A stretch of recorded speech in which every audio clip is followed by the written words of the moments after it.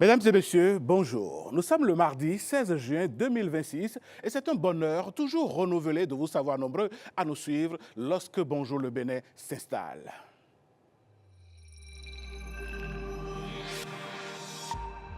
La culture va prendre droit de cité avec tous les événements culturels à la une. Vous le savez, c'est avec Patrick Lingérard Djossou.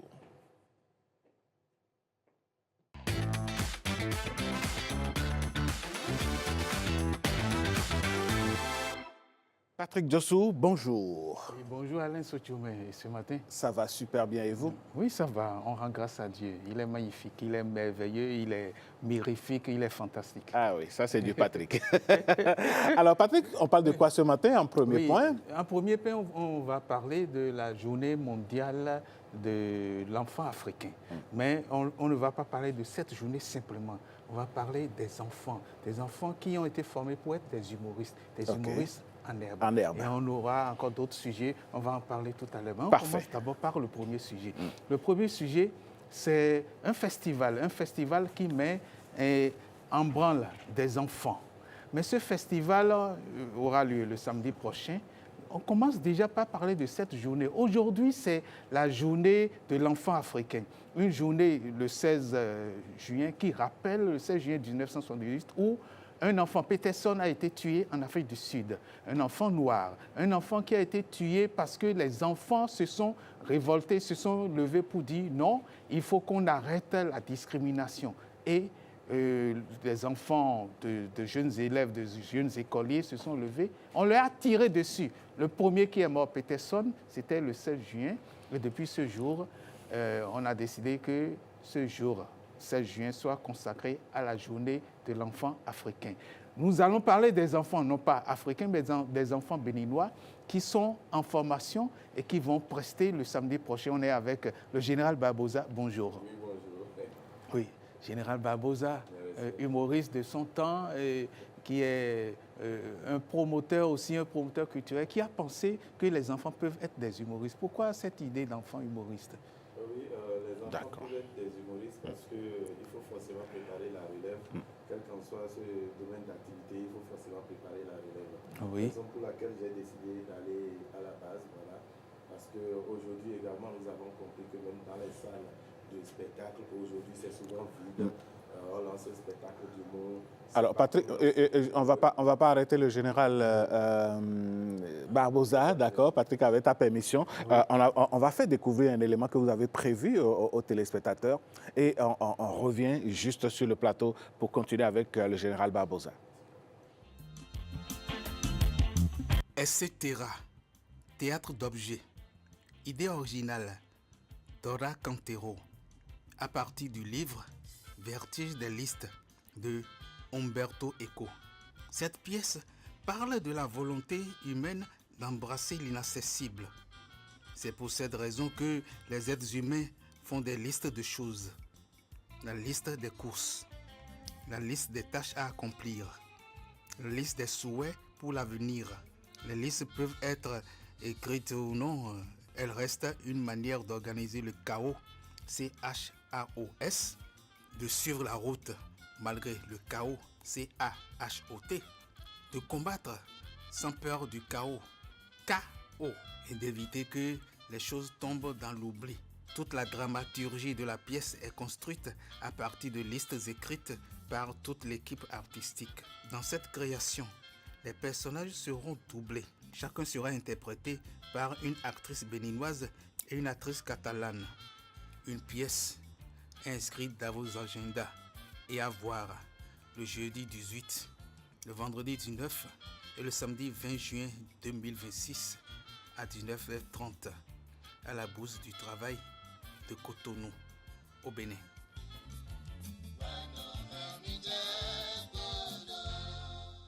Etc. C'était là plutôt un programme théâtral, Patrick Djossou. Oui, c'est un programme théâtral, etc. Vous savez, le théâtre avec l'humour, c'est ce qui rend l'homme plus heureux. Parce que le théâtre, c'est la reproduction de ce qui se passe. Des faits de tous les jours. Des faits de tous les jours. Une reproduction qui se fait devant des spectateurs, directement comme... Avec des acteurs en live. Avec des acteurs en live. Alors, la pièce, etc., c'est une pièce où il y aura des acteurs béninois et catalans plutôt, pas catalans. Voilà. Catalans, oui. Alors, tout à fait. oui, des acteurs qui viennent de loin et des acteurs béninois pour recréer un spectacle, pour rendre compte d'un fait. C'est quoi? Le fait que chaque fois que nous voulons faire une activité, nous faisons une liste, qu'elle soit écrite ou orale ou mentale. Et cette liste fait que lorsque nous écrivons la liste ou lorsque nous inscrivons la liste, nous sommes obligés dans notre tête de la suivre. Tout à fait. Mais est-ce qu'on arrive à suivre totalement la liste? Et pour suivre, il faut forcément se former à ce métier de théâtre-là. Et c'est ce que fait le général Barbosa, à qui on revient justement pour nous parler de la nécessité de former la nouvelle génération. Pourquoi est-il important de former de jeunes enfants au métier de l'humour? Parce que l'humour aujourd'hui, c'est quand même professionnel, c'est quand même un métier. Bien sûr. C'est bien de former les enfants à l'humour aujourd'hui parce que ces enfants-là constituent la relève. Ce qui est sûr, d'ici quelques années, nous n'aurons plus cette force-là qu'il faut pour exercer toujours ce métier. Alors, ces enfants-là constitueront cette relève maintenant, ceux-là qui vont nous remplacer. Et maintenant, l'autre chose aussi, je suis peut-être moi, comme invité sur 2 ou 3 événements, par exemple, le même jour. Voilà que je ne peux pas aller et aller à tous les endroits au même moment. Voilà. Donc, je suis obligé maintenant d'envoyer peut-être l'un de ces enfants, de ceux-là que j'ai eu à former, de les envoyer là-bas pour dire, bon, voilà, toi, va sur ce terrain et gère ce spectacle, cet événement comme cela se doit. Et il va l'assurer parce que je compte sur lui. Je sais qu'il a été formé et il est bon pour ça. Voilà. D'accord. Oui, mais vous avez pensé à cette idée parce que de temps à autre, dans des lieux de spectacle, des grands lieux de spectacle, la salle est pratiquement vide. Comment cela se fait? Alors qu'on parle d'humour, on parle de rire. Les gens n'aiment plus rire ou bien ils ne veulent plus venir rire? En fait, quand on parle du rire, je pense qu'aujourd'hui, ce n'est pas encore trop, je dirais, dans notre culture comme cela se doit.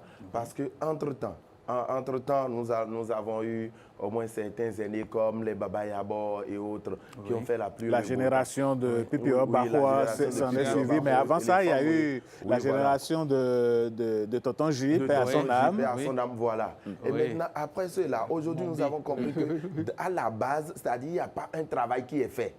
Par exemple, moi, quand je suis parti dans les écoles, parce qu'au prime abord, j'étais passé dans les écoles, au moins dans 16 écoles, et j'ai offert des spectacles d'humour aux enfants pour leur donner un avant-goût de ce que c'est que l'humour. Et je peux vous garantir qu'au moins 99% de ces enfants ne maîtrisent pas ce qu'on appelle humour, le stand-up, même ainsi que quelques enseignants. Et vous imaginez un peu que quand ces enfants vont grandir avec ces lacunes-là, on va leur parler de l'humour, ils ne vont pas s'y intéresser. Alors que aujourd'hui, si on parle de la musique, si on parle de la danse, si on parle du sport, ils savent ce que ça signifie. Est-ce que vous faites alors un plaidoyer pour que les classes culturelles initiées par le gouvernement tiennent compte du stand-up comme genre humoristique, par exemple? Voilà, tiennent compte du stand-up parce que c'est très, très important. Et ce serait bien, c'est bien pour les enfants parce que l'humour, comme vous le savez, l'humour guérit. Voilà, et l'humour permet déjà même à l'être de prendre la hauteur sur certaines situations, qu'ils traversent. Et l'humour, c'est de la bonne humeur. Et je pense qu'à travers l'humour, nous allons guérir beaucoup de maux. Voilà. Nous allons guérir beaucoup de maux. Et ça, c'est Barbosa qui le dit. Bon, alors, comment ça va se passer le samedi pour guérir beaucoup de maux? Vous avez rassemblé juste les enfants ou vous les avez déjà totalement formés, ou ils sont toujours en formation? Oui, ces enfants sont toujours... On a démarré la formation depuis... Alors, nous sommes en train de parler même. Ces enfants sont toujours en formation. Et ces enfants nous viennent de plusieurs écoles primaires, publiques et privées du Bénin. Et donc, juste après... Du Bénin, pas seulement Cotonou. Non, pas seulement Cotonou. Donc, ces enfants, juste après notre tournée, on a encore été dans ces écoles. On a procédé à une sélection. Et donc, là, maintenant, nous avons 11 enfants. Nous avons 11 enfants qui sont en formation actuellement et qui vont donner un spectacle le samedi prochain et à partir de 15h dans la salle bleue du Palais des Congrès de Cotonou. OK. Palais des Congrès, le samedi prochain à partir de 15h. Salle bleue, il faut le préciser. Oui, salle bleue. Dans la salle bleue du Palais des Congrès de Cotonou. OK. Je crois que tout est dit par rapport à ce spectacle. Stand-up Kids, c'est ça? Oui, Bénin Stand-up Kids. Bénin Stand-up Kids, c'est le festival international du Bénin pour la promotion de l'humour à la base, dénommé Bénin Stand-up Kids. Parfait. Voilà.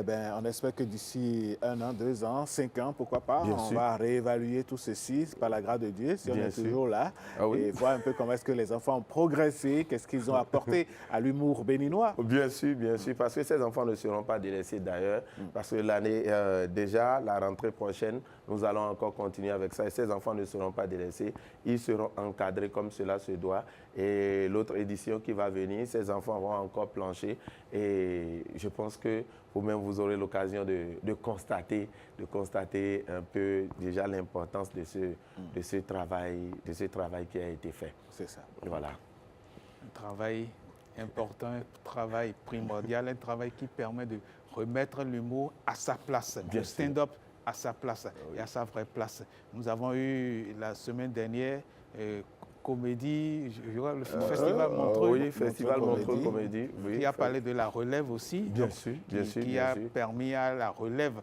mais pas la relève au bas âge, la relève un peu plus évoluée, de pouvoir prendre le relais pour qu'on puisse avoir pour l'Afrique comédie, un festival comédie Montreux. Oui, merci Barbosa, merci pour le passage. Merci à plus beaucoup. Tard alors. Merci bien. On vous souhaite plein succès et merci beaucoup. Puissent vos enfants grandir dans le professionnalisme humoristique, j'ai envie de dire. Merci bien. Merci beaucoup.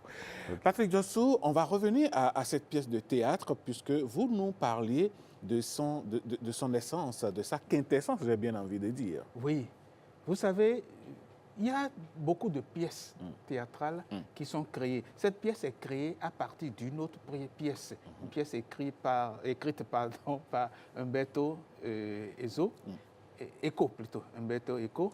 Alors, cette pièce qui est intitulée « Etc. » au Bénin ne fait que rendre compte de tout l'ensemble de choses que nous avons l'habitude de faire sans le savoir. C'est-à-dire que chaque fois que nous évoluons, nous faisons une liste. Oui. C'est dans notre tête. Que cette liste soit écrite ou pas, elle est quand même dans notre esprit. Oui, elle est dans notre esprit. Et nous faisons cette liste et nous la suivons, peu ou prou. Il y a des moments où, à la fin, on se dit, mais j'avais prévu pour cette journée faire ci, faire ça, je n'ai pas pu. On ajuste. On ajuste. Et on refait la liste. Donc, certains disent que la liste se refait à chaque heure. D'autres vont dire que c'est même à chaque minute qu'on refait la liste. Parce qu'après la minute qui vient de passer, j'ai oublié de faire ceci. Oui. Donc, le premier personnage pour cette liste, c'est je veux faire, oui. Et le deuxième personnage, je voudrais faire. En tout cas, c'est l'envie. Et puis, il y a un personnage qu'on n'oublie pas. Oui. C'est l'oubli. Ah oui. On n'oublie pas l'oubli. Oui. Mais si on n'oublie pas l'oubli, pourquoi est-ce qu'on oublie alors? C'est le personnage antagoniste, c'est le personnage qui est opposé, c'est le méchant qui est dans la pièce, qui est opposé à tout ce que l'on fait. Parce qu'il y a des moments où on dit, pourquoi on dit qu'on a péché par omission? L'omission, c'est l'oubli.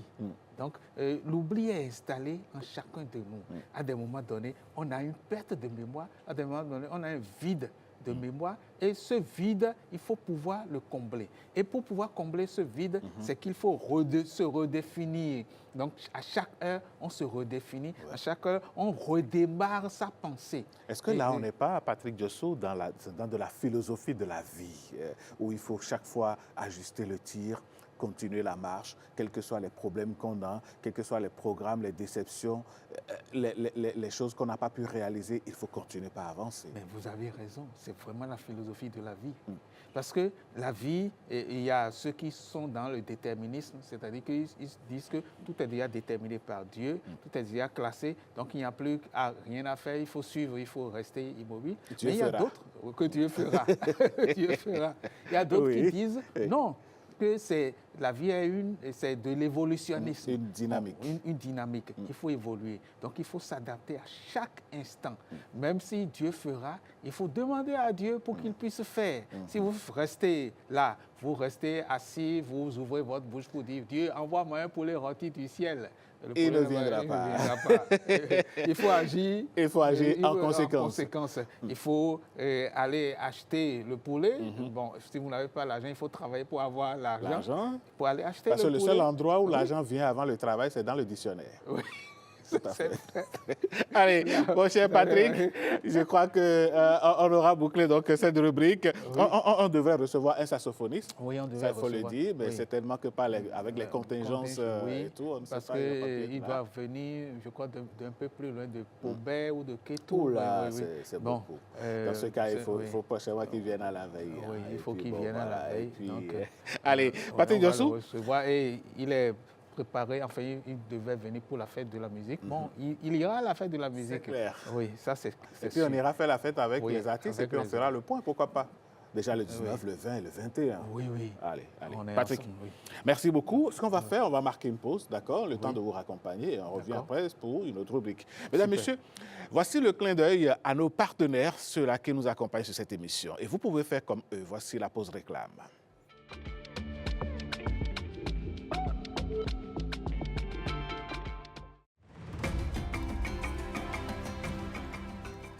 Pour une femme enceinte, bien se nourrir, c'est prendre soin de son bébé dès le ventre. Dans nos villages et nos villes, les aliments locaux regorgent de richesses nutritionnelles. Manger varié et équilibré, du maïs, du mil, du manioc ou du riz pour l'énergie. Des légumes verts comme l'amarante et le moringa. Des fruits de saison comme la papaye et la mangue. Ajoutez à votre assiette des protéines, du poisson, des œufs, des légumineuses comme le niébé. Pensez aussi à boire beaucoup d'eau et à consommer du lait ou du fromage. Évitez les aliments trop gras, trop sucrés ou transformés. Une maman bien nourrie, c'est un bébé en bonne santé, prêt à affronter l'avenir. Mangez local, mangez équilibré pour offrir à votre enfant un bon départ dans la vie. Ceci est un message de l'Agence nationale de l'alimentation et de la nutrition. ANAN. Comprendre pour agir en faveur de la nutrition. Le programme 20 000 logements sociaux et économiques est désormais une réalité. Il est enfin possible pour chaque Béninois ou non d'acquérir un logement moderne, adapté et abordable. Bien plus qu'un simple projet immobilier proposant des logements avec un séjour spacieux, 3 chambres confortables, une cuisine fonctionnelle et des sanitaires modernes, ce programme offre un véritable cadre de vie avec des pistes cyclables, des espaces verts, des aires de jeu pour le bonheur des plus jeunes et la convivialité entre familles. Tous les logements du programme sont conçus selon une typologie F4. Si vous êtes éligible, optez pour une villa sociale pratique et confortable avec un séjour, 3 chambres à coucher, une cuisine et une salle d'eau.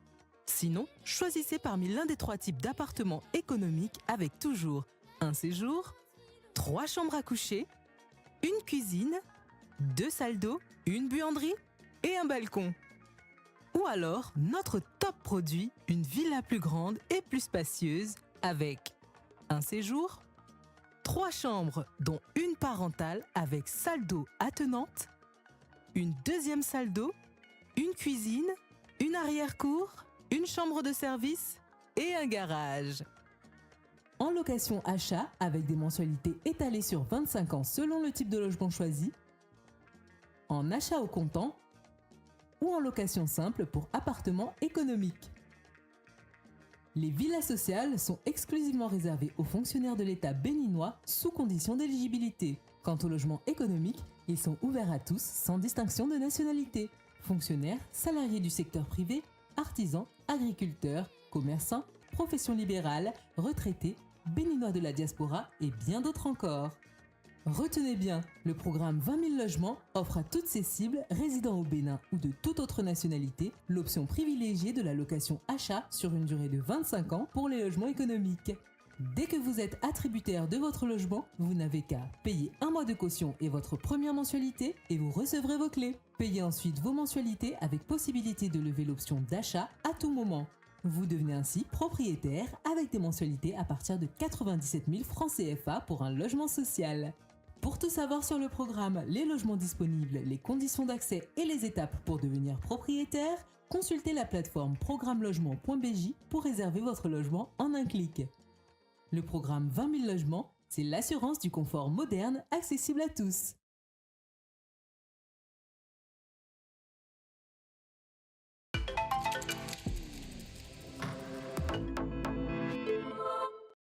Retour au plateau pour parler de Bénin en mouvement. Mesdames, Messieurs, voici la rubrique qui consacre un peu tout ce qui se passe au Bénin et qui permet au pays d'avancer dans le concert des nations.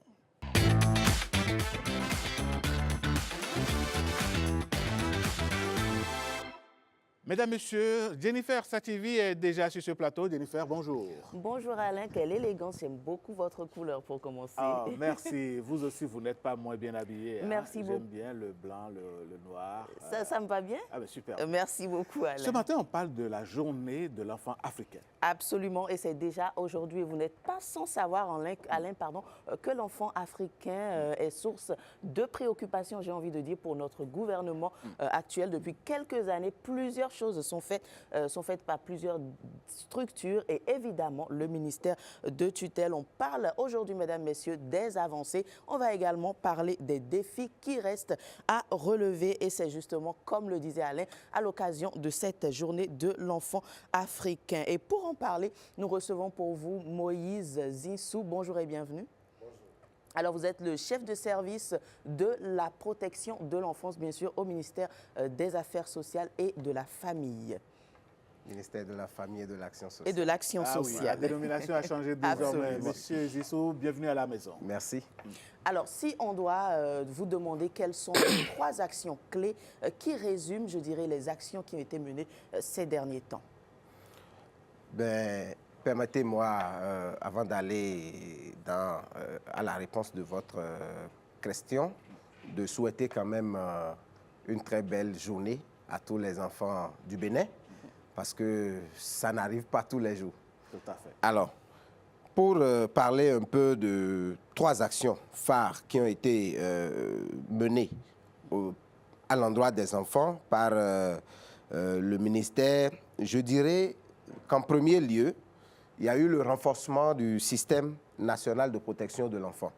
Et en parlant de renforcement du système national de l'enfant, nous allons parler de l'élaboration et de l'adoption en Conseil des ministres de la 2e génération de la politique nationale de protection de l'enfant, qui est la boussole de tous les acteurs qui interviennent en matière de protection de l'enfant au Bénin sur la période de 2026 à 2035. Alors, en deuxième lieu, il y a également l'amélioration de l'éducation de façon globale.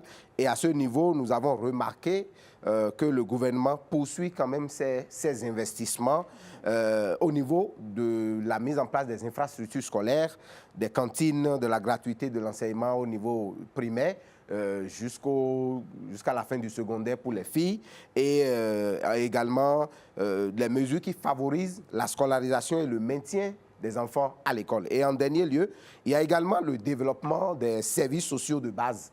Et à ce niveau, nous voyons beaucoup de réalisations sur le plan de la santé, sur le plan de l'accès à l'eau potable, à l'assainissement, à l'hygiène, pour quand même impacter directement le bien-être de façon générale de tous les enfants du Bénin. D'accord, des actions clés qui ont été menées, mais sur le terrain, j'ai envie de dire, quel bilan est-ce qu'on peut dresser maintenant? Quelles sont, je peux dire, les retombées, l'impact?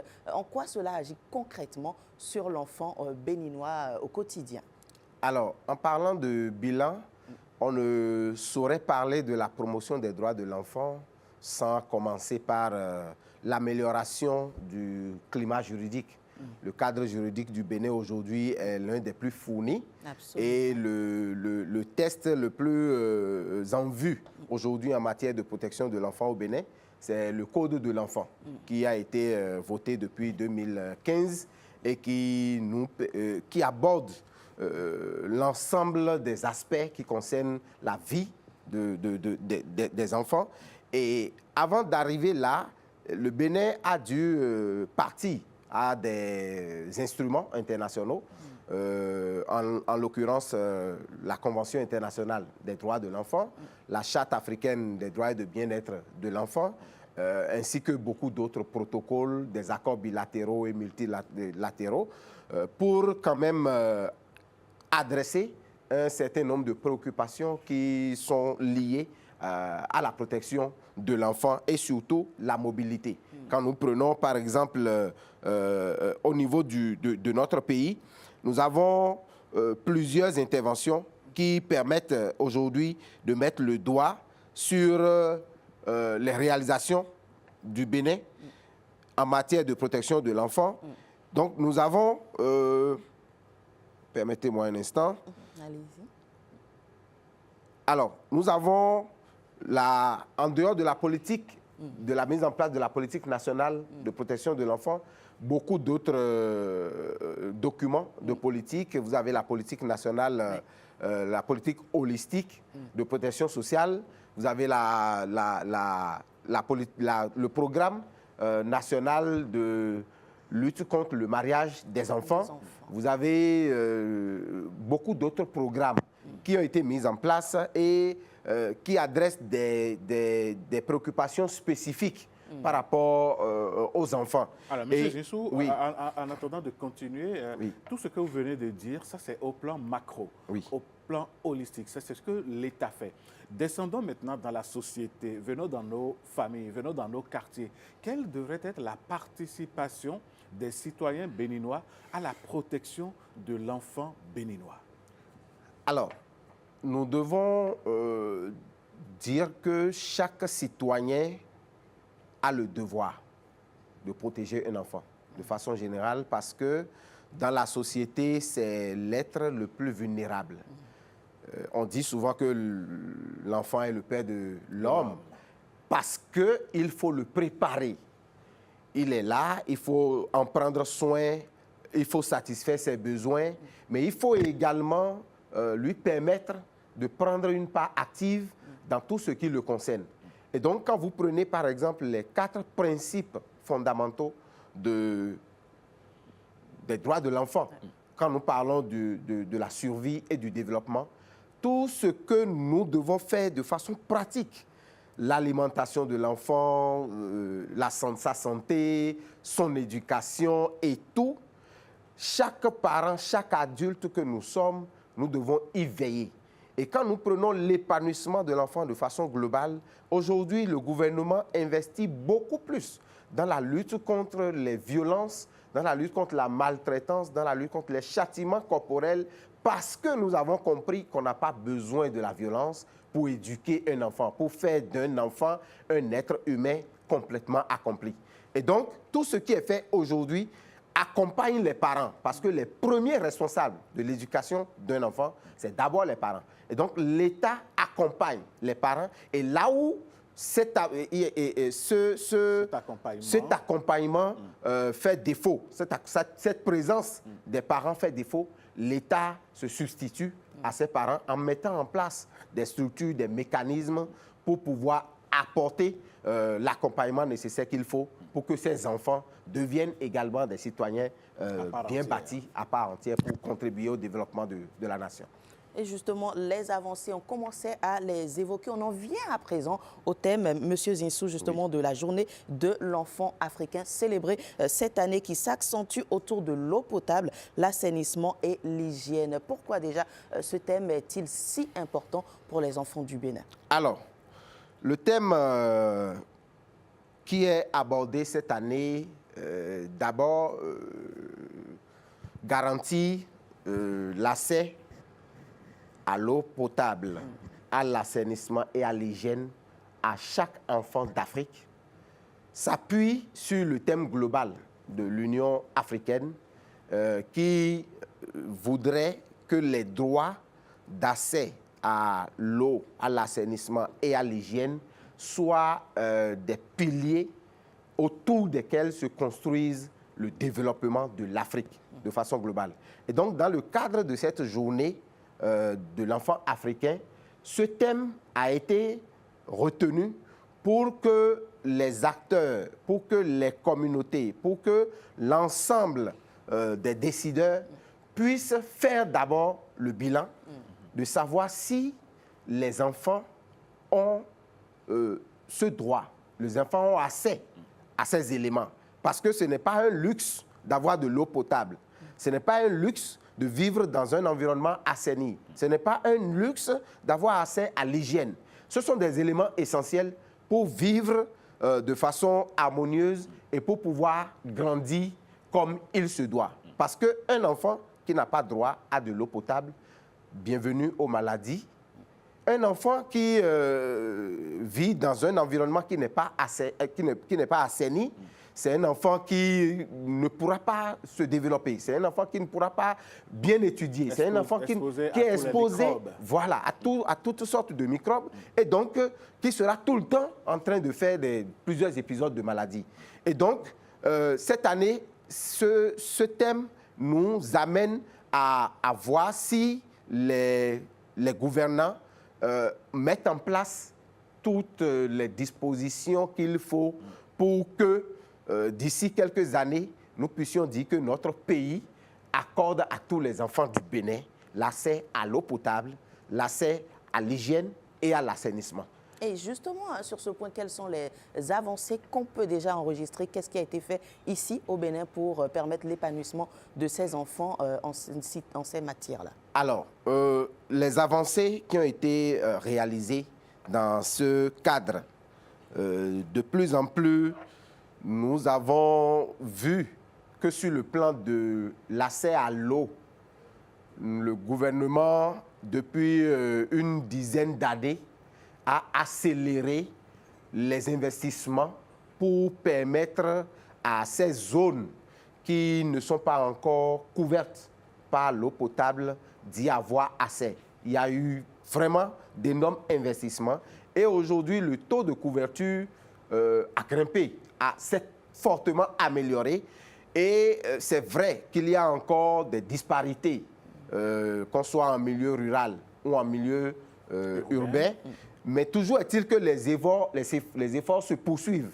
Et également, sur le plan de l'hygiène, il y a aujourd'hui des programmes qui sont mis en place pour permettre aux écoles surtout d'avoir des toilettes, d'avoir des endroits qui sont... Et des toilettes appropriées, il faut le dire. Surtout pour cette catégorie d'enfants que constituent les filles qui traversent ces moments de menstrues et qui, pour des raisons d'absence d'eau ou d'endroits pour vraiment se mettre à l'aise, sont obligés de rester à la maison et de ne pas pouvoir suivre les cours. Alors que c'est un phénomène naturel, c'est le fonctionnement normal de l'organisme. Et donc, dans plusieurs établissements, ces dispositifs sont en train d'être mis en place pour permettre aux enfants, surtout aux filles, d'avoir accès à ces dispositifs. Également, lorsque les enfants sont en milieu scolaire, surtout quand ils vont aux toilettes ou bien quand ils finissent de s'amuser, on a des dispositifs de lavage de mains et des programmes qui sont mis en place également pour leur permettre de comprendre la nécessité de toujours se laver les mains pour éviter d'être malade. Monsieur Zissou, moi j'ai envie de vous poser une petite question qui peut-être n'était peut-être pas prévue. Et ça, c'est vrai, le Covid n'a pas été une bonne chose. Oui. Mais on dit à quelque chose malheureux. Bon, l'un des héritages du Covid, ce sont les dispositifs de lavage des mains. Est-ce qu'il y a une campagne, un programme qui peut-être pourrait amener à ressusciter cet héritage-là, histoire de les avoir toujours dans les écoles, les centres publics, pour toujours se laver les mains? Parce qu'apparemment, on en a perdu l'habitude. Oui, ne parlons pas au conditionnel. Peut-être que par endroit, les responsables des établissements ont peut-être par négligence laissé tomber. Sinon, ça fait partie normalement des dispositifs qui doivent exister systématiquement dans toutes les écoles. Et donc, comme vous le rappelez, je crois que les autorités du monde scolaire ainsi que les autorités sanitaires qui accompagnent les écoles sont à l'écoute et regardent cette émission et doivent relancer, comme vous le dites, cette campagne pour permettre à toutes les écoles, tous les établissements scolaires de disposer de ces matériels de lavage de mains. Et moi, je dirais mieux, nous devons également dans nos maisons en mettre. C'est vrai, pour ceux qui ont quand même des maisons où le dispositif est prévu, c'est déjà bon. Mais pour ceux qui ne l'ont pas, pendant la période de Covid, nous avons vu des fabrications artisanales. Tout à fait. Où des Nos gens artisans se sont révélés dans leur juste avec ingénierie. un petit bidon de 4 litres, avec quelques bois. On met le dispositif et on fait en sorte que tout le monde dans la maison puisse vraiment être propre, se laver les mains et éviter de se contaminer. Question importante en tout cas. Je suis sûre que les téléspectateurs qui vous écoutent vont s'y mettre et recréer le dispositif. Et quelque chose qui m'a interpellée tout à l'heure, vous parliez de l'hygiène menstruelle et des initiatives qui ont été mises en place pour accompagner les adolescentes sur la question. Quels sont ces dispositifs? Bon, je crois qu'au niveau du ministère de la Famille et de l'Action sociale aujourd'hui, il y a un programme qui est en cours, qui est en train d'être mis en place, qu'on a appelé le programme de gestion mensuelle. Programme de gestion mensuelle pour permettre aux filles de recevoir, dans un premier temps, de l'éducation en la matière, parce que ce n'est pas toujours évident pour des jeunes filles, des adolescentes qui découvrent un jour se retrouver dans cette situation. Parfois, elles ne savent pas comment s'y prendre. Et elles sont déboussolées. Elles pensent peut-être que c'est une maladie ou bien qu'elles sont maudites. Donc, cette réalité-là, seule suffit parfois pour des filles pour ne pas revenir à l'école. Parce que quand elle a eu ça, peut-être elle ne s'était pas préparée. Elle a été tachée. Et donc, elle a subi des moqueries de la part de ses camarades, garçons surtout. Et parfois, c'est traumatisant pour des filles. Et donc, quand elle retourne à la maison, elle n'a plus envie de revenir à l'école parce qu'elle ne sait pas quand est-ce que ça doit revenir. Donc, c'est important pour des parents et pour des acteurs que nous sommes d'expliquer, d'accompagner, d'éduquer les filles dans ce sens. Et deuxièmement, c'est également de leur permettre de disposer des moyens, des outils, du matériel qu'il faut sur elles pour qu'à tout moment, lorsque le besoin se fait sentir, elles puissent réellement les utiliser pour se sentir à l'aise. Et troisièmement, c'est que partout où les enfants, de façon générale et surtout les filles, sont, c'est qu'il faut leur permettre d'avoir un cadre adapté pour se mettre à l'aise, pour se mettre propre lorsque de pareilles situations se présentent. Alors, voilà. Alain, l'actualité a également été marquée ces derniers temps par l'interception d'enfants qui étaient en partance pour l'étranger en situation... Absolument, vous le comprenez, en situation irrégulière. C'est une situation qui a un peu bouleversé tout le monde. Monsieur Zissou, que faut-il déjà retenir de cette situation et quelles sont les dispositions que le gouvernement prend pour limiter ce phénomène? Alors, merci beaucoup. Il faut dire que l'interception de ces enfants a quand même suscité de l'indignation au niveau de beaucoup de personnes. Mais en même temps, cela montre combien de fois les dispositifs qui sont mis en place fonctionnent. Parce que, de par le passé, on a connu beaucoup d'enfants qui sont passés dans les mailles des dispositifs de sécurité, se sont retrouvés dans des pays voisins et même en Europe et autres. Et la réalité est là aujourd'hui que malgré les efforts que le gouvernement et les autres acteurs de protection de l'enfant fournissent, il y a encore à faire. Il y a du travail. Il y a du travail. Et donc, c'est actuellement, ces enfants sont entre de bonnes mains. La prise en charge est en cours et je crois que la justice s'est déjà saisie du dossier et les investigations seront menées, les auteurs seront appréhendés. Mais en même temps, c'est d'éveiller une fois encore la conscience des parents sur ce phénomène parce que c'est parfois un manque, c'est parfois une situation d'abandon, c'est une situation de négligence, c'est une situation de frustration qui amène les enfants à partir, mais c'est également de la fuite de responsabilité des parents, parce que parfois ils sont là, mais l'enfant est obligé de se prendre en charge lui-même. Et donc, lorsqu'il y a des exemples... parent qui vient de l'extérieur, qui dit, bon, moi j'ai les conditions qu'il faut là-bas, je voudrais que mes neveux, mes nièces m'accompagnent, et voilà. Puis ils vont se chercher là-bas aussi, et puis ça y est. Ce langage, c'est vrai, c'est mielleux, mais ce n'est pas toujours la réalité. Vrai. Oui, c'est vrai, mais parfois c'est aussi du suivisme, parce qu'il y a eu certains qui ont fait l'expérience, et qui reviennent peut-être avec un peu de moyens. Mais quand ceux-là reviennent, malheureusement, ils parlent peu de ce qu'ils ont traversé.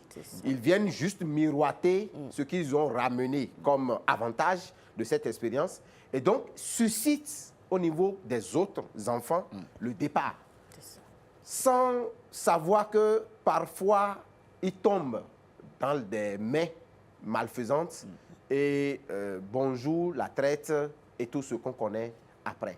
Et donc, le gouvernement du Bénin, aujourd'hui, avec le climat juridique qui se renforce davantage, n'entend plus laisser passer de telles actions, de tels phénomènes. Il faut protéger l'enfant béninois. Voilà. Il faut vraiment protéger non seulement l'enfant béninois, mais tout enfant étranger qui se trouve sur le territoire béninois.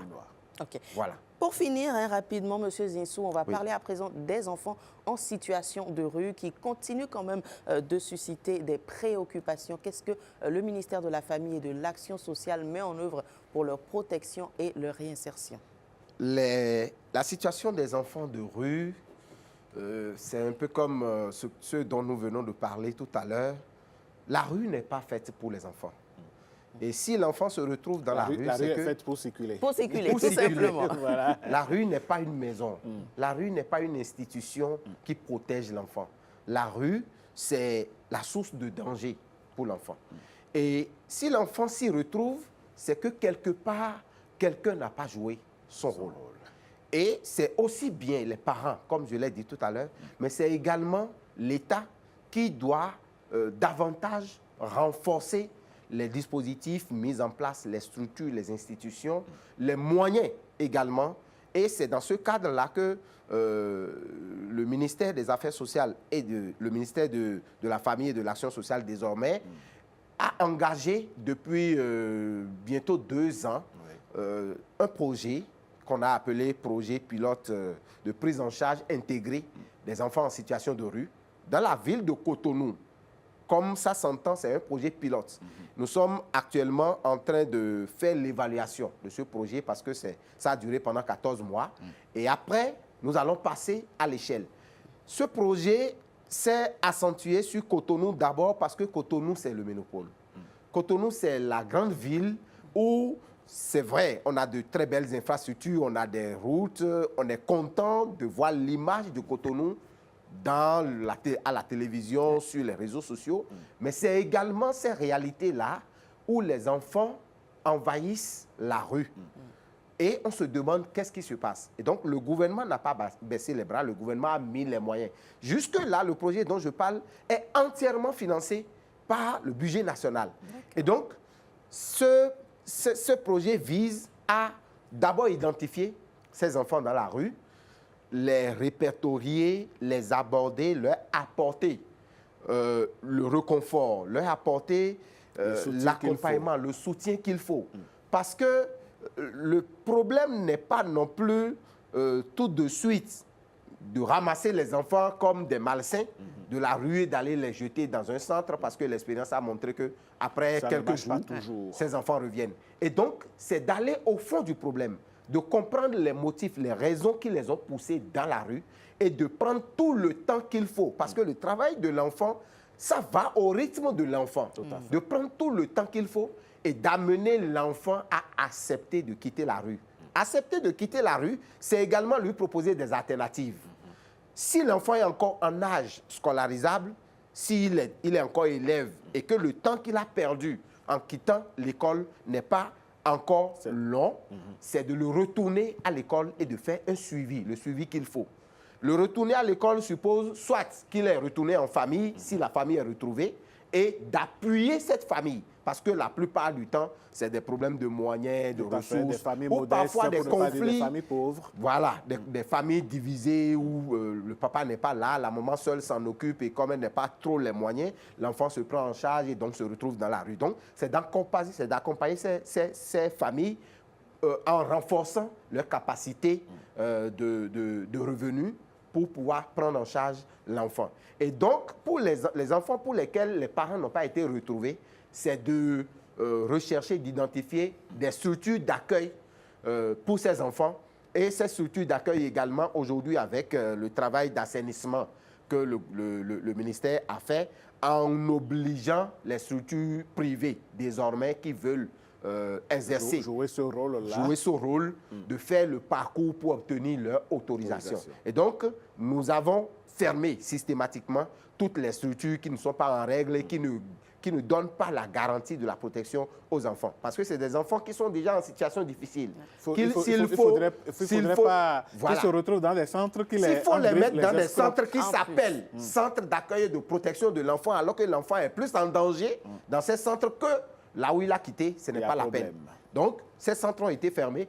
Les autres qui ne sont pas encore vraiment autorisés, mais qui font l'effort, le gouvernement les accompagne parce que ce n'est pas non plus de fermer systématiquement. C'est de voir l'environnement et d'accompagner. Il faut retenir donc que beaucoup d'actions sont faites aujourd'hui pour protéger l'enfant béninois et protéger l'enfant qui vit au Bénin et faire en sorte de lui donner l'occasion et la chance, je dirais même le droit, je vais dire, assumer son droit de devenir un adulte fait, un adulte plein. Jennifer Sativi. Absolument, parfait, bien résumé en tout cas, Alain. Merci de nous avoir reçus. Je rappelle que nous étions donc avec Moïse Zinsou, chef service de la protection de l'enfant, bien sûr au ministère de la Famille et de l'Action sociale. Merci. Merci à vous, Jennifer. On se retrouve demain avec un autre sujet qui fait bouger le Bénin. Absolument. Allez, merci, M. Zissou. Et vous passerez le bonjour à tous les membres du ministère.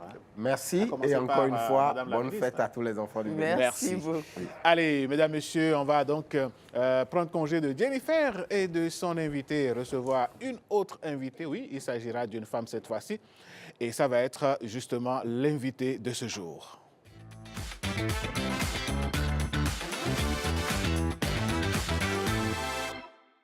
Le Bénin ne baisse pas les bras en matière de promotion de sa culture et de tout ce qui constitue des éléments de son identité. Et au nombre de ces éléments, nous avons les perles. Oui, pendant longtemps, les perles ont vécu dans notre société. Nos grands-parents l'ont utilisé, nos parents l'utilisent. Et aujourd'hui, les perles prennent une autre dimension avec des spécialistes qui leur donnent tout bonnement une autre image. Et pour en parler, justement, on reçoit ici sur ce plateau une artisane, une personne, une professionnelle des perles qui s'est donnée pour mission de les valoriser davantage, surtout à travers un événement pour lequel elle vient nous parler sur ce plateau. Madame Zimé Issifou Rabiatou, bonjour. Bonjour, monsieur le journaliste. Bienvenue à la maison. Merci beaucoup. Alors, je rappelle que vous êtes venu directement de Nati Tengou. Oui. Pour nous parler d'un événement que vous organisez le 25 juin prochain à Parakou. Oui. Alors, c'est quoi cet événement-là? Les joailliers du Septentrion sont une association qui rassemble les artisans et professionnels et de la joaillerie et des perles du nord du Bénin. Et donc, c'est cette association qui organise une journée, une manifestation pour mettre en valeur les perles. Oui. Mais d'abord, quand on parle de perles, quelle est l'importance, quelle est la place réservée aux perles aujourd'hui dans les accessoires de mode? Vous savez, les perles sont très utilisées dans la mode et la décoration.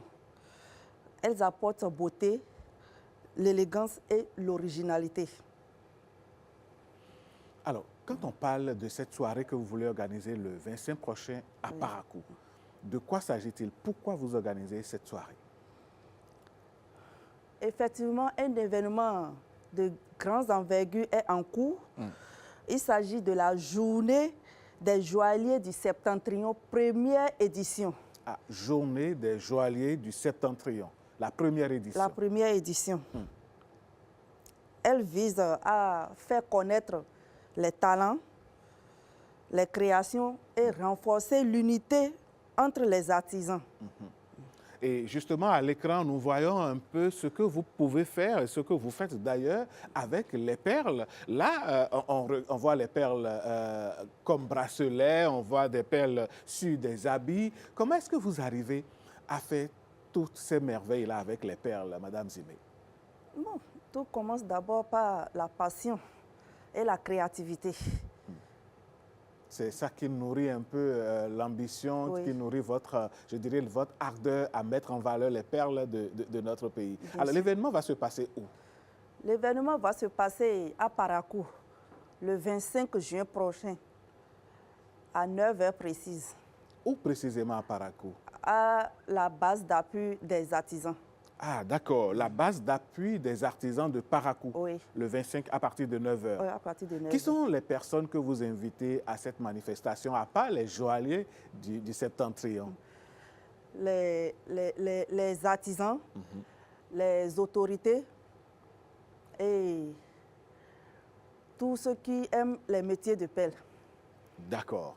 Et donc, est-ce qu'aujourd'hui, la perle au Bénin peut prendre une nouvelle dimension dans, je dirais, la mode du pays? Est-ce qu'on peut, on peut réaliser des... Là, nous voyons que vous avez porté un habit avec des perles.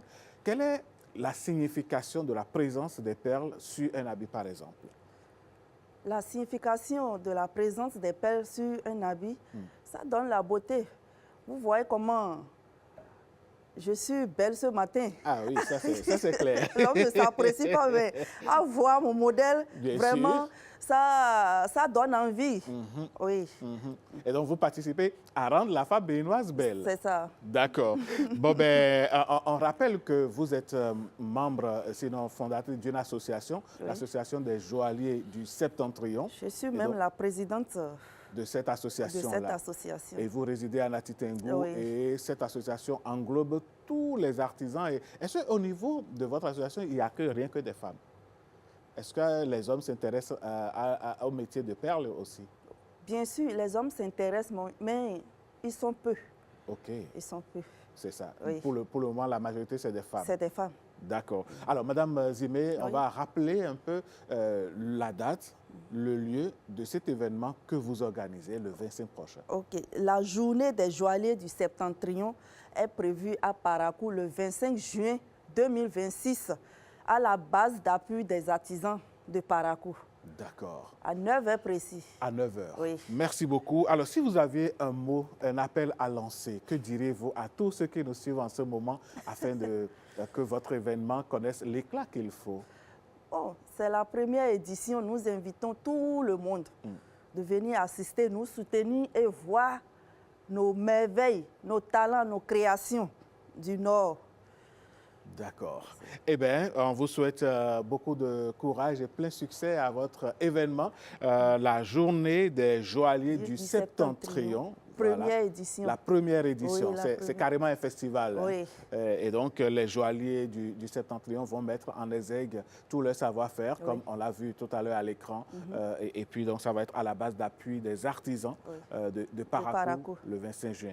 Merci beaucoup, Madame Rabiatou beaucoup. Zimé, il faut d'être passé. Merci. Nous parler de votre événement. Mesdames, Messieurs, voilà, on va marquer une pause juste après notre invité, histoire de vous revenir après.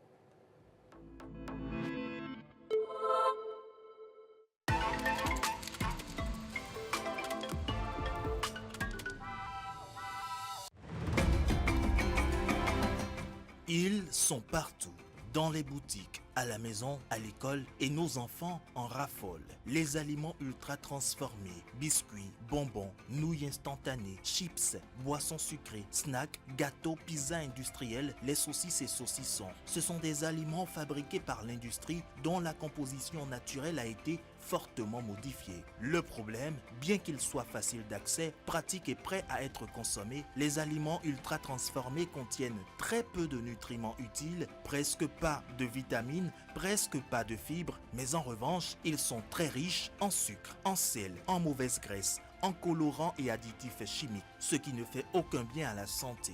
Prenons quelques comparaisons simples. Une canette de boisson sucrée de 33 centilitres, c'est environ 8 morceaux de sucre. Pourtant, l'OMS recommande de réduire la consommation des sucres ajoutés. Les nutritionnistes conseillent de ne pas dépasser l'équivalent de 4 morceaux de sucre ou 4 cuillères à café de sucre en poudre par jour. Prenons un paquet de nouilles instantanées. C'est l'équivalent de plusieurs sachets de sel en une seule portion. À force d'en consommer, ces aliments fatiguent le cœur, le pancréas et augmentent le risque de maladies chroniques même chez les enfants et les jeunes. Alors que faire? La solution est simple. Manger local, manger frais, manger naturel. Fruits et légumes, légumineuses, poissons, œufs, viande maigre. La règle est donc claire. Moins d'aliments ultra transformés, plus d'aliments naturels. Préserver sa santé, c'est possible en faisant les bons choix dès aujourd'hui. Ceci est un message de l'Agence nationale de l'alimentation et de la nutrition. ANAN, comprendre pour agir en faveur de la nutrition. Allô? Je viens juste de sortir du resto. Non mais, c'était incroyable. Le décor, les lumières, le dessert. Attends, j'ai fait de superbes photos. Faut que je te les envoie. Raccroche pas. Oui, je t'envoie les photos.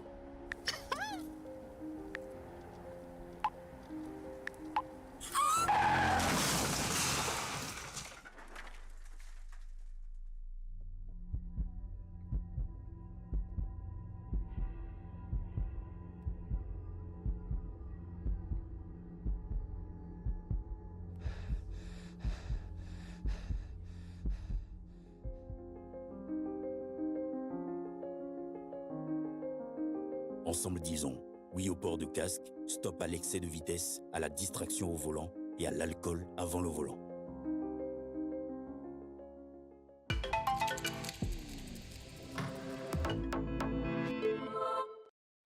Retour plateau, mesdames, messieurs, pour parler de votre santé. Et oui, la rubrique santé ne manque pratiquement pas, je dirais même jamais dans cette émission, parce que pour nous regarder, pour nous suivre, pour nous donner votre attention, nous accorder votre présence, votre santé est le premier élément sur lequel nous nous basons. Et tout de suite, on va dresser le tapis à notre invité.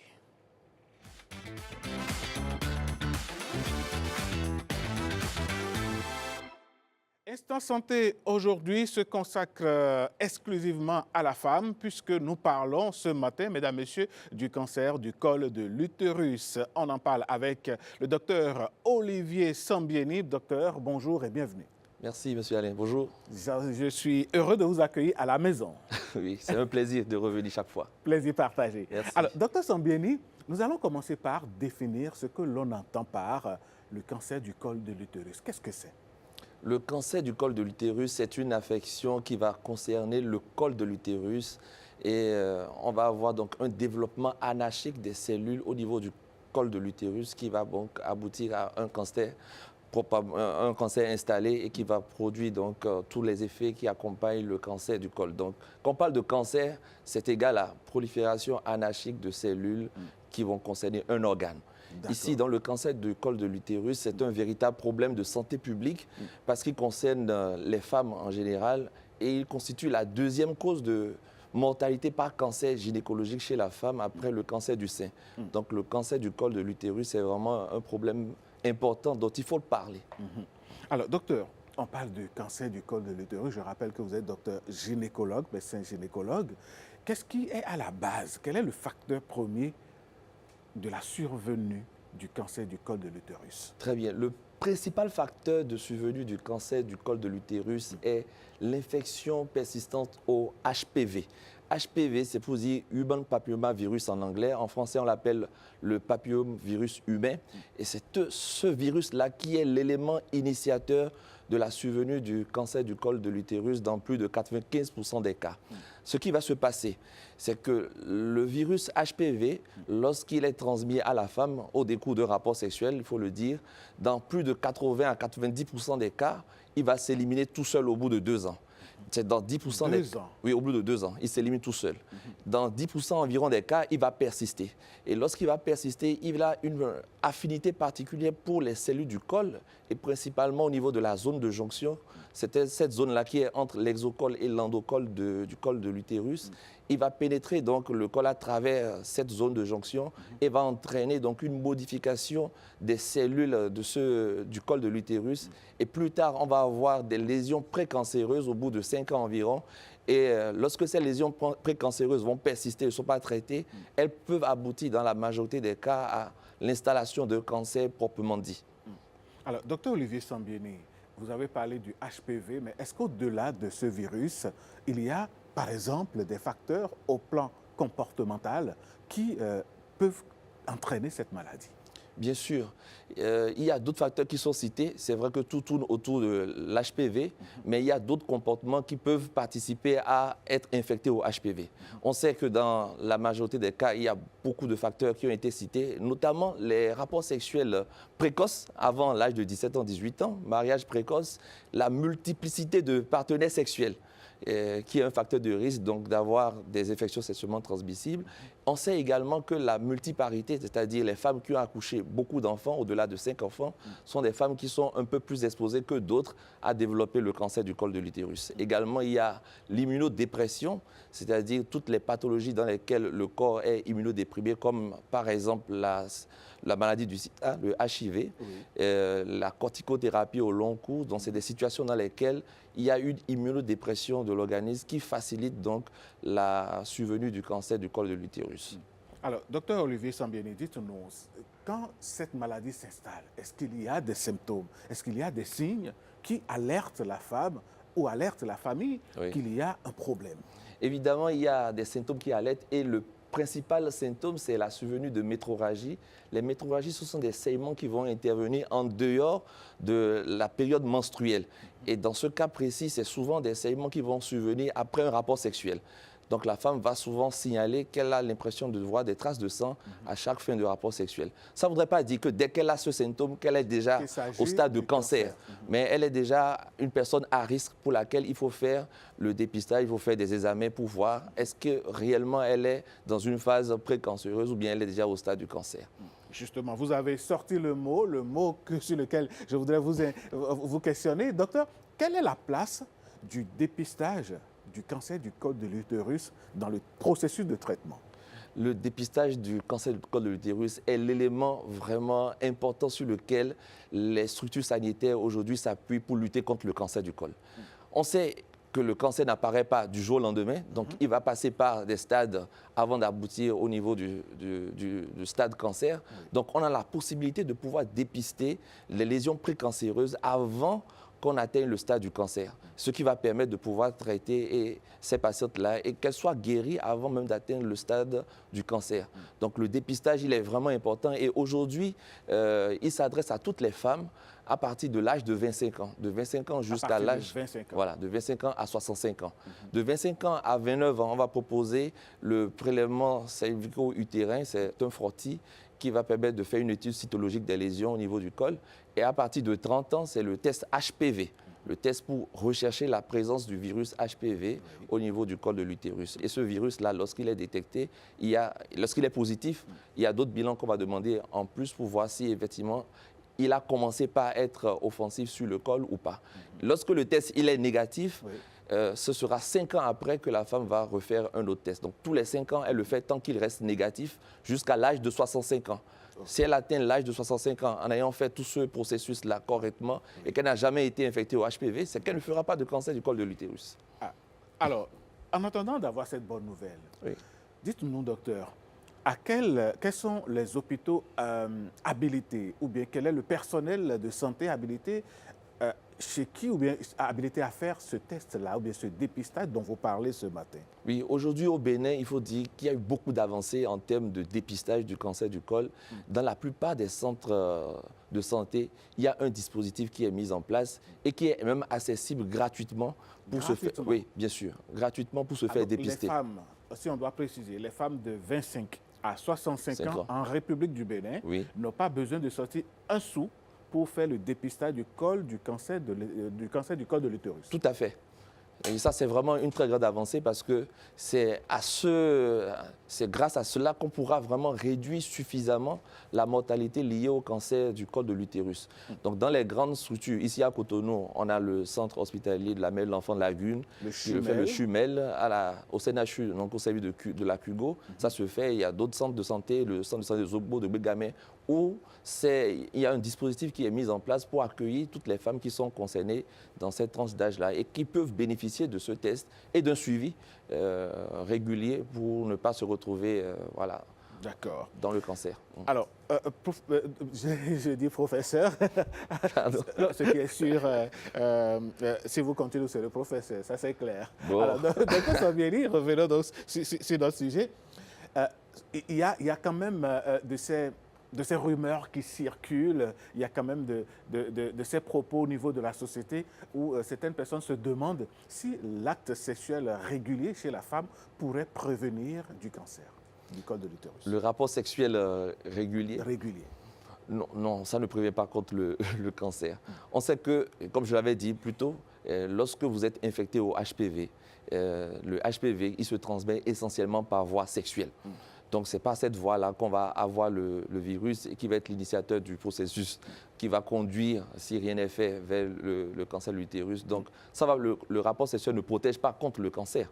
Donc, le rapport sexuel, au contraire, c'est la situation par laquelle on peut se faire infecter par le virus HPV si on n'a pas pris des dispositions pour se protéger.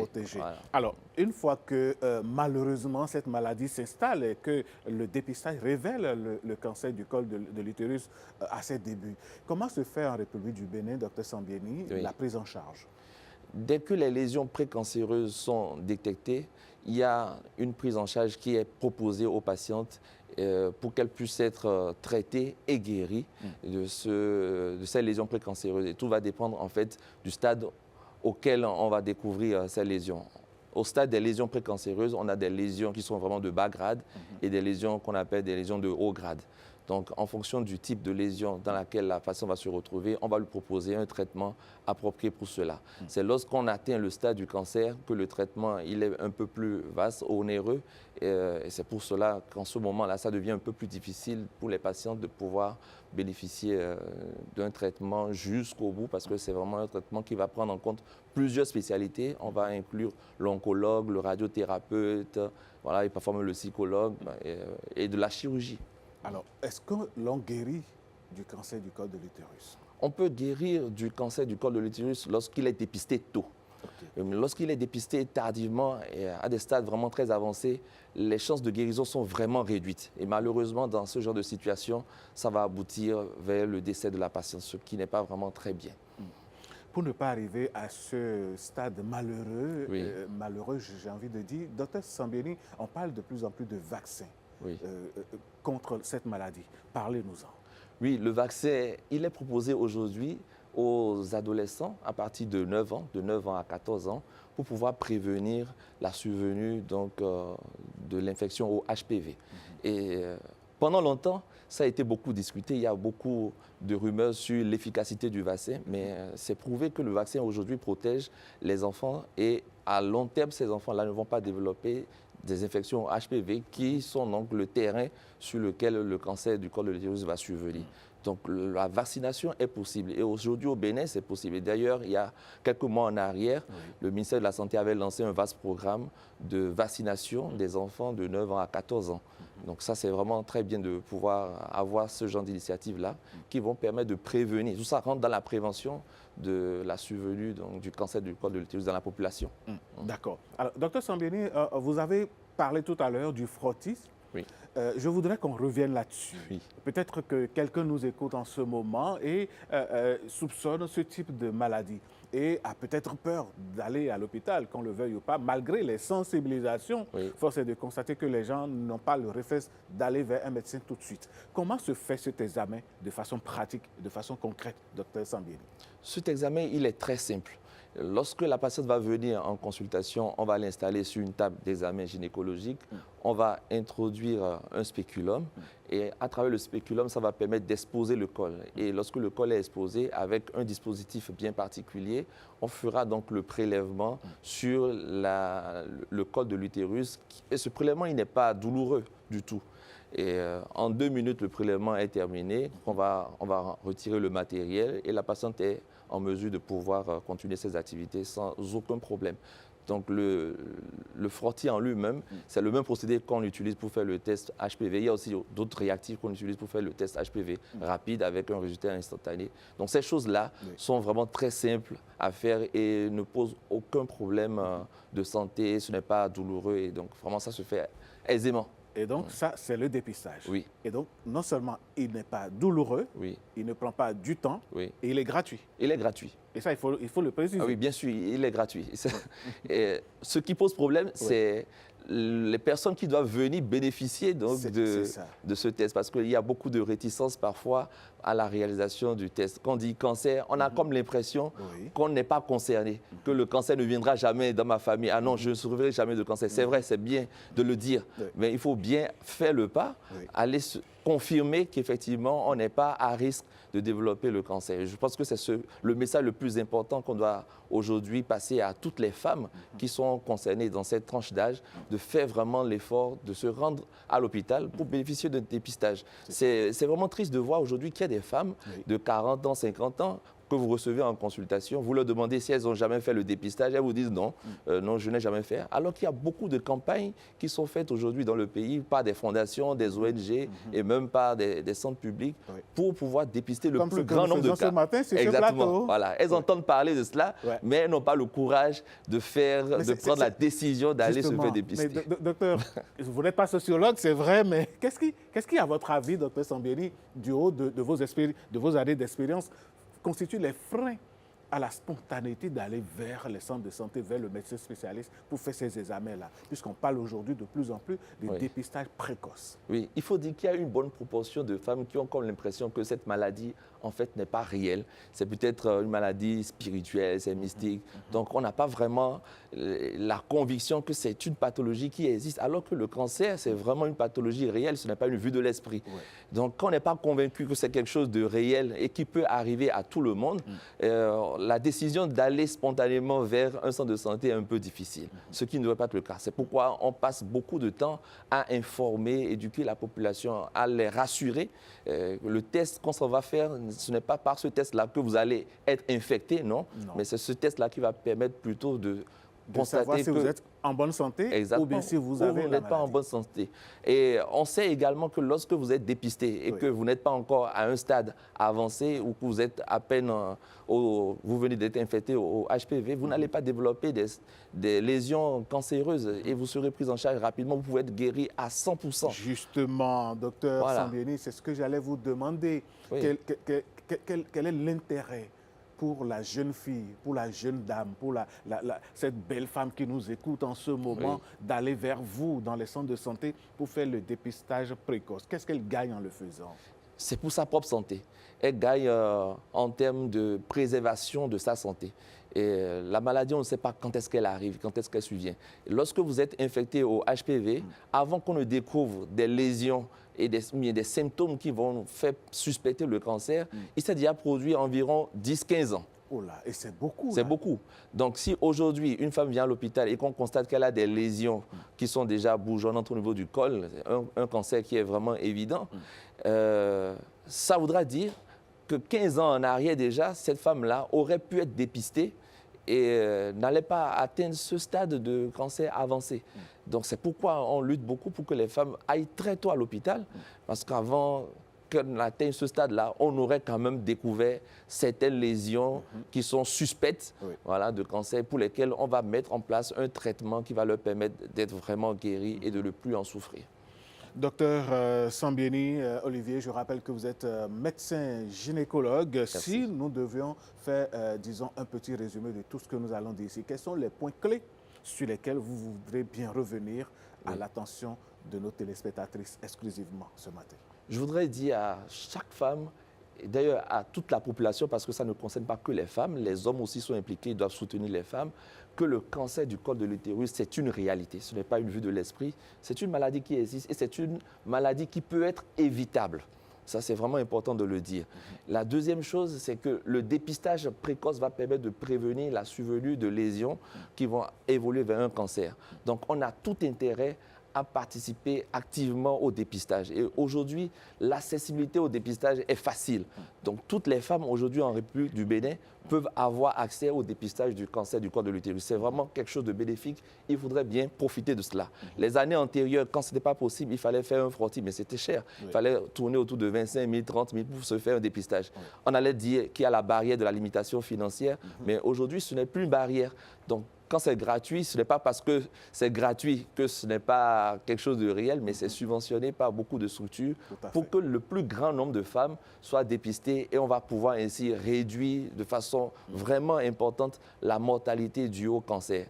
Et, avant, il y avait beaucoup de femmes qui souffraient de cancer dans les villages ou dans les villes. Et c'est quand vraiment elles n'en peuvent plus qu'elles sortent. Et en ce moment, vraiment, on ne fait plus rien. Généralement, on met ça sous le coup de la sorcellerie. Voilà, on accuse une tante, un oncle, voilà, qui avait déjà dit certaines choses. Et c'est trop tard. La personne va décéder dans des conditions vraiment difficiles, alors qu'on aurait pu prévenir cela et permettre à ces femmes-là de vivre assez longtemps pour le bien-être de leur entourage, de leur famille. Tout à fait. Voilà. Docteur Sambieni, avant de vous laisser partir, vous avez dit il faut prévenir. Et ça, il faut le répéter. Oui. Prévenir vaut mieux que guérir. Quels sont les éléments sur lesquels l'on doit se baser en matière de prévention? Que doit faire et la femme et l'homme pour prévenir la femme et la famille de cette maladie? Oui, pour la prévention, premier moyen, c'est le dépistage précoce de toutes les femmes à partir de 25 ans jusqu'à l'âge de 65 ans. Oui. Et la vaccination qui est mise en avant aussi, la vaccination des enfants qui les protège déjà à bas âge, parce qu'à cet âge-là, on suppose que ces enfants n'ont pas encore commencé une activité sexuelle, donc ne peuvent pas être déjà infectés au HPV. Donc c'est l'âge favori pour pouvoir se faire vacciner. Mais est-ce que le vaccin, c'est là la virgule que je vais mettre, protège à 100% entièrement la jeune fille de cette maladie qu'on appelle le cancer du col de l'utérus? Oui, le vaccin va protéger la fille sur certains sérotypes du HPV, qui sont les sérotypes les plus oncogènes. Parce qu'il faut dire que le virus HPV, il a plus de 200 sérotypes. On a le HPV 16, le 18, le 31, 33, etc. Donc le vaccin ne prend pas en charge tous les sérotypes, mais il prend en charge les sérotypes qui sont les plus oncogènes, donc les plus à risque de donner une évolution vers le cancer. Docteur Sambieni, votre mot de la fin. Mon mot de fin, c'est bien entendu de revenir une fois sur les questions de dépistage précoce et inviter vraiment toutes les femmes, nos sœurs, nos mères, nos jeunes sœurs, nos épouses à faire le déplacement vers leur sage-femme ou vers leur médecin ou vers leur gynécologue pour demander à se faire dépister. Le dépistage est vraiment simple et l'accessibilité est facile. Elles seront bien suivies, elles vont pouvoir vivre longtemps et être épargnées de ce fléau-là qui, malheureusement, a déjà fait beaucoup de victimes. Et nous ne souhaitons pas que beaucoup de femmes encore meurent par manque de suivi. Ce n'est pas vraiment bien. Merci beaucoup, docteur Olivier Sambieni. Je rappelle que vous êtes médecin gynécologue. Vous répondiez donc à nos questions relatives au cancer du col de l'utérus. On retiendra que la prévention reste le moyen, le dépistage précoce reste le moyen le plus sûr d'être épargné de cette maladie. Docteur, vous le savez, ici c'est chez vous. Ne vous éloignez pas de la maison. Revenez à la maison quand vous voulez. Ce sera un plaisir. Merci beaucoup. Merci, M. Alain. Très bonne journée à vous. Bonne journée à vous. Merci. Merci. Allez, mesdames, messieurs, on va prendre congé du docteur Sambieni qui va céder sa place donc à Hugues Zounon, voilà, j'y arrive, qui assure la rubrique sport ce matin. Voici le sport.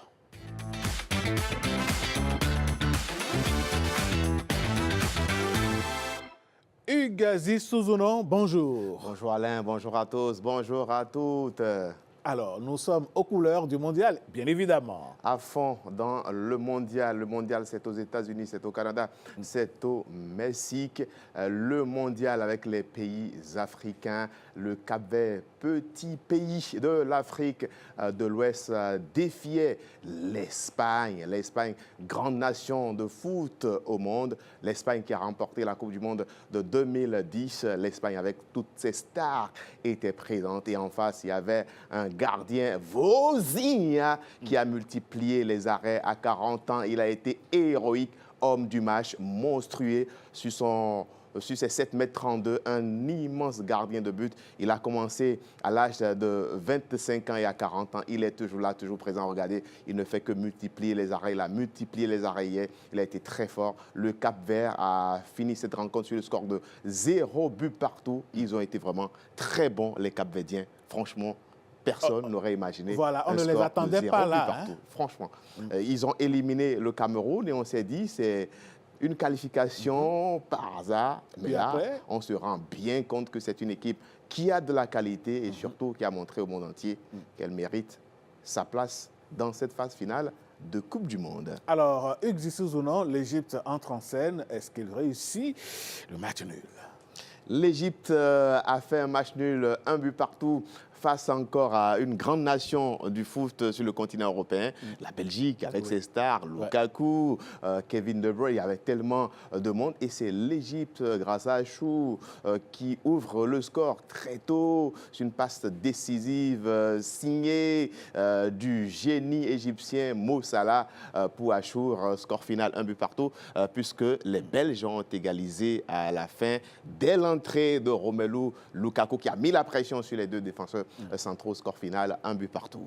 Hugues Dissous ou non, le match bien attendu et attendu aujourd'hui, c'est France-Sénégal. C'est le match, on va dire, de ce premier tour.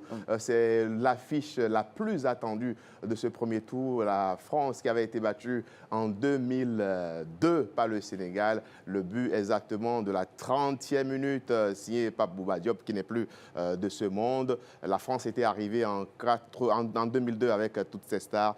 Zidane, Thierry Henry avait franchement du monde. Est-ce que le Sénégal va rééditer l'exploit ce soir? En tout cas, on voit l'affiche, Kylian Mbappé et Sadio Mané, rencontre très très attendue. Il n'y a que des top joueurs qui seront sur la pelouse. Ça va être le match des gladiateurs ce soir. Exactement, le match des milliardaires également, parce que si vous voyez les joueurs qui sont sur la pelouse, les transferts, ceux qui gagnent par mois, franchement, c'est des millions d'euros, voire des milliards qui vont peser au coup d'envoi sur la pelouse ce soir. Et on va voir si l'équipe du Sénégal, en tout cas sur le terrain, le Sénégal reste l'équipe championne d'Afrique. Oui. Au niveau du tribunal arbitral des sports, on ne sait pas encore qui va finir équipe championne entre le Sénégal et le Maroc. De toute façon, c'est le champion d'Afrique sur la pelouse en titre qui va défier l'équipe de France qui a régressé un tout petit peu au classement, mais qui reste dans le top 3 des meilleures nations au monde au classement FIFA. Gros match et vous aurez un plateau reporter à partir de 19h, Herman Amégan avec ses invités, notamment le français Damien. Et en face de lui, il y a Désiré Segui-Azanko. Allez, le rendez-vous est donc pris. Avant ce rendez-vous, nous, on sera 11h. En direct à partir de 11h. J'aurai comme invité FIFA Main Atadeji, que des femmes. Tout à fait. Et Chelsea Rinvi. Et on va continuer avec les femmes toute la semaine. Ah oui. Pour valoriser également les journalistes femmes. Parce sportives. Il le faut, il y a de la qualité, il y a du talent. Je vois que les filles, elles hésitent un peu. Quand je leur envoie plutôt les invitations, non, elles n'ont qu'à venir. Pour qu'on parle du foot. C'est ça. Et du sport. Eh bien, je pense que c'est quand même une opportunité. Elles ont le potentiel, voilà, c'est une opportunité qu'il faut saisir. Que ce soit Chelsea, que ce soit Christelle Tolo de BBC, il y a du monde derrière et il y a de la qualité. Hugues, merci pour tout ce que vous faites pour le sport. Hein. C'est vrai, non, les fédérations font, le gouvernement fait, mais vous aussi, vous faites. Non, dans la vie, il y a des gens qui vous aident. C'est ça. Et dans la vie, vous aidez les autres. Et dans la vie, si vous pouvez aider, vous aidez. Dans la vie, si vous pouvez pousser les autres vers l'avant, vous le faites. Oh, ça, c'est le philosophe Hugues Dissous. C'est important. Merci infiniment. C'est important. Et il ne faut pas non plus chercher la lumière ou chercher forcément la récompense. Vous faites les choses et puis le reste, Dieu gère. Voilà. Tout simplement. Exactement. Allez, j'aime bien ce côté de Hugues Zissou-Zounon. Hugues, on vous retrouve à 11h avec On vos sera en invités. direct, s'il plaît, à Et partir de déjà, 11h. le match de ce soir, avant 20h, Herman Rodrigue Amégan sera également là. Et on va demander aux annonceurs d'aller vers le service commercial. C'est le match attendu. C'est la France, c'est le Sénégal, c'est Sadio Mané, c'est Kylian Mbappé, c'est Olysée. C'est le match des titans. Le match des titans, le match des grands. Allez, merci Hugues Zissou-Zounon. Merci à vous. On se retrouve demain. S'il plaît à Dieu. Toute la semaine. On va vous suivre. Allez, merci. Mesdames, Messieurs, on va prendre congé de Hugues Zissou-Zounon pour retrouver Ulvaïs Balogun pour la revue de presse. Revue de presse, c'est tout de suite.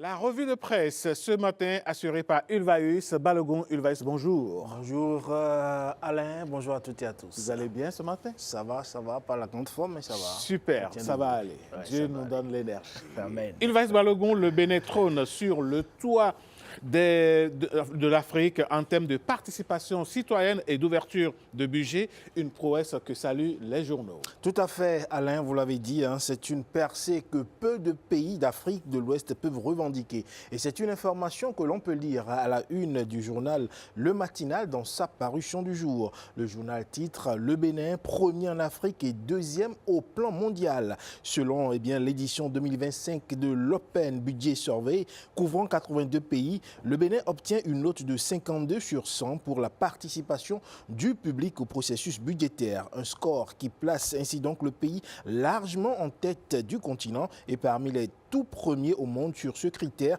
là où justement la moyenne mondiale plafonne à 17 et la moyenne subsaharienne à 16. Selon ce quotidien, le score de transparence du Bénin est ainsi passé de 39 sur 100 en 2017 à 49 en 2019, puis 65 en 2021 avant d'atteindre 79 en 2023. Il s'établit aujourd'hui à 77 dans l'édition 2025, un niveau jugé satisfaisant et très au-dessus de la moyenne fixée à 45. Matin Libre explique que derrière ce classement se cache une architecture institutionnelle patiemment construite. Le journal creuse et nous révèle comment est-ce que le Bénin a bâti son modèle de participation citoyenne. À en croire, ce journal, pour en arriver là, le Bénin a mis en place un mécanisme dont le premier acte est la formulation du budget.